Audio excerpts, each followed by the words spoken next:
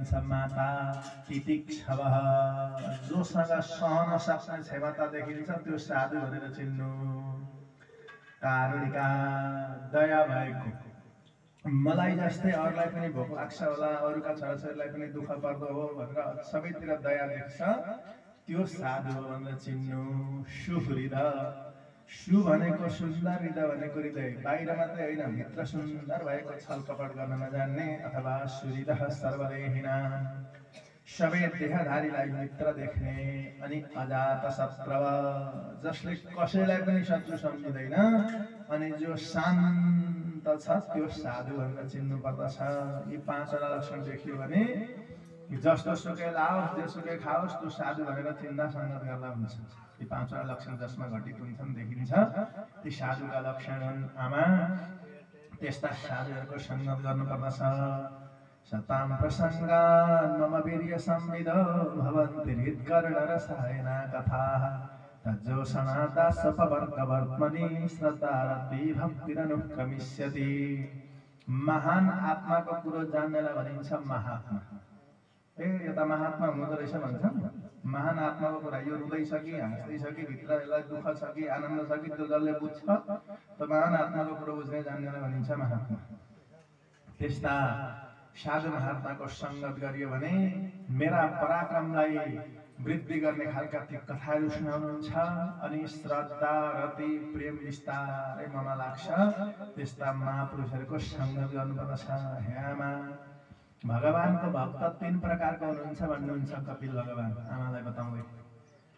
एक प्रकारको प्राकृत भक्त, भर्खर भर्खर भगवानको बन्दै गरेको क्या, मन्दिर चाहिँ जान्छ तर मन्दिरका वरिपरिकालाई चाहिँ वास्ता गर्दैन है। एक खाले हुन्छौँ प्राकृत भक्त, तामसी भक्त, जसले मूर्तिमा मात्र ईश्वर देख्छ त्यो तामसी भक्त। मन्दिर चाहिँ जाने तर मन्दिर बनाउनेलाई हेला गर्ने, चन्दा दिनेलाई वास्ता नगर्ने, तपाईँले पूजा गर्नु मठुरी मान्छे मठुरो मान्छे भनेर अर्कालाई धक्कामुक्की गरेर छिटो छिटो छिरो भने त्यो मान्छे उत्तम भक्त होइन भन्ने बुझ्नुपर्छ। जसले मूर्तिभित्र मात्र ईश्वर देख्छ त्यो तामसी भक्त हो। जसले सामान्य हिँडुल गर्ने व्यक्तिमा र मूर्तिभित्र ईश्वर देख्छ त्यो मध्यम राजसी भक्त हो। जसले चराचर जगत सबैतिर ईश्वर देख्छ त्यो चाहिँ उत्तम सात्विक भक्त हो। यहाँ चाहिँ राम्रो दाजुभाइ दिदीबहिनी देउरानी जेठानी सासूबारीको बोलचाल छैन वल्ला फल्ला गरेर अनि यत्रो अगरबत्तीको मुठो लियो अनि घडामा जल बोकेर मन्दिर सुई सुई सुई गयो ढाकी बोकेर अनि सुख सम्पत्ति घर आवे कष्ट मिटे तनका ओम जय जगदीश अरे भनेर कता देउता खुसी हुन्छ।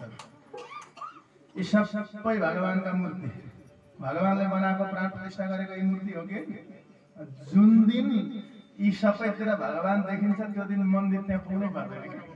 त्यहाँ पुगेको भनेको यी भित्र भगवान देख्नका लागि। जुन दिन यी सबैभित्र भगवान देखिन्छ त्यो दिन त्यहाँ पुग्नै पर्दैन। जताततै त्यो भक्तले भगवानको दर्शन गर्छ। त्यो मन्दिर बनाउन चन्दा दिने, मन्दिर बनाइदिने, इटा जोडिदिने, कति थोक गरे त्यसलाई फाप फाएर फुफु गरेर यो के गरेको भनेर फाइट फाएर गयो अनि आफू चाहिँ अगरबत्ती लिएर गएर राम्रो यता बोल्दा चाहिँ गुडुङ्ग गर्दा जस्तो गरिरहेको छ। पल्लाहरू छ नि बोलचाल छैन, पल्लाहरू छ नि बोलचाल छैन, राम्रै सुई सुई सुई अभिमानको पहाड बोकेर खुब धर्म गर्न हिँडेको भनौँ अनि जोडले गएर घन्टी बजाएर सुख सम्पत्ति घर आवे कष्ट मिटे तनका भनेर अगरबत्तीको धुवा आउँदैमा कष्ट नमिटे हुन्छ, मिट्दै हुँदैन। त्यो सबैतिर भगवान देख्न सक्नुपर्छ है, अनि मात्रै उत्तम भगवानको भक्त बन्न सकिन्छ। सबैभित्र भगवानको बास छ। कसैको चित्त दुखाएर गइयो भने त अनि खै त मन्दिर गएको त पुण्य खण्डित भइहाल्यो नि, केही त पाइन्छ तर केही आधा त यतै घुमिहाल्यो। त्यसैले बोल्दै हिँड्ने बोलाउँदै हिँड्ने के छ नारायण सन्चै हुनुहुन्छ त्यति भन्दा के बिग्रिन्छ र धुम्म गरेर राम्रै गुडुङ्ग गर्ला जस्तो किन गर्नु पर्यो अभिमानको पहाडको त्यो जसले सबैतिर ईश्वर देख्नुहुन्छ त्यो चाहिँ उत्तम सर्वोत्तम भगवानको भक्त हो। फेरि भगवानको भक्त यी संसारका वैभव आउँदाखेरि पनि वास्ता गर्दैन, संसार सकिँदाखेरि पनि दुखी हुँदैन।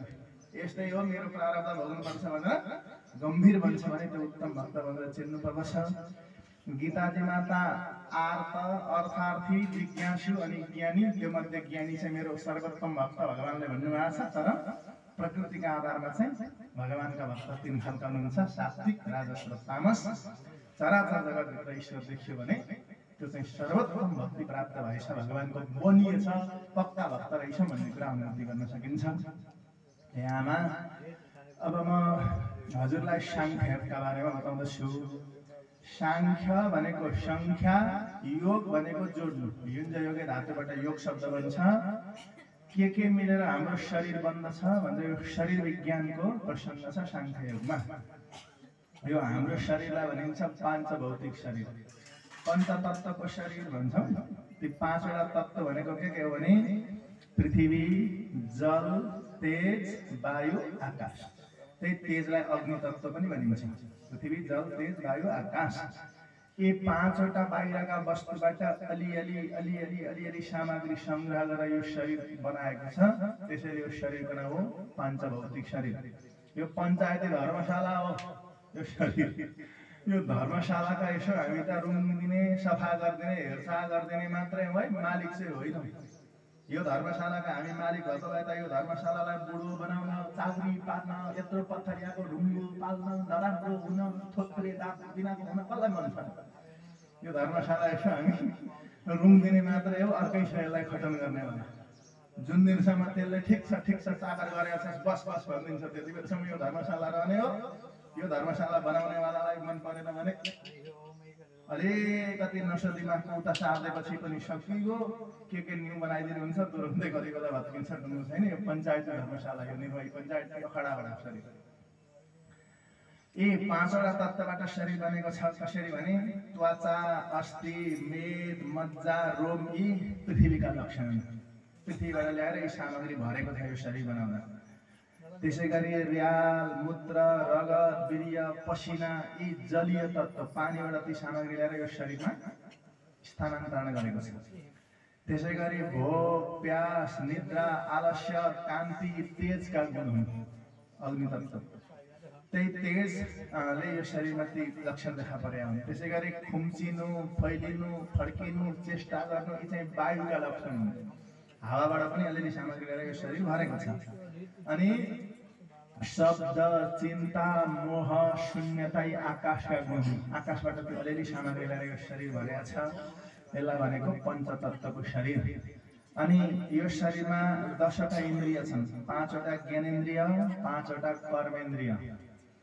नाक, कान, आँखा, जिब्रो, छाला यी 5वटा ज्ञानेन्द्रिय। अनि हात, पाउ, अनि बात भनेको बाणी, पायु र उपस्थ भनेका मलद्वार, मूत्रद्वार कर्मेन्द्रिय।